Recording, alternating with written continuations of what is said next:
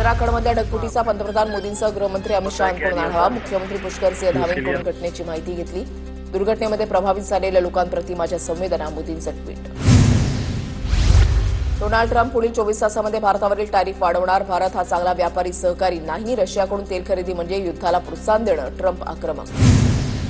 आमच्या व्यापारी भागीदारांवर दबाव टाकू नका. प्रत्येक देशाला आपला व्यापाराचा निर्णय घेण्याचा अधिकार. ट्रम्प यांच्या टॅरिफच्या इशाऱ्यानंतर रशिया भारताच्या बाजूने मैदानात.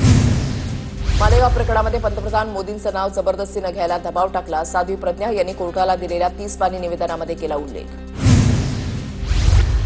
प्रांजल खेवलकरांसंदर्भात महिला आयोगाचं पुणे पोलीस आयुक्तांना पत्र. सान्वी बहुउद्देशीय सेवाभावी संस्थेनं महिला आयोगाकडे खेवलकरांची तक्रार केल्यानंतर महिला आयोगाचं पुणे पोलिसांना पत्र. प्रांजल खेवलकरांनी हॉटेलवर परप्रांतीय मुलींना बोलावल्याचा आरोप.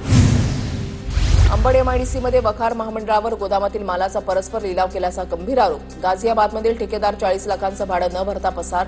महामंडळातील अधिकारी कर्मचाऱ्यांची चौकशी करून तत्काळ कारवाई करण्याची भाजप आमदार देवयानी फरांदेंची मागणी.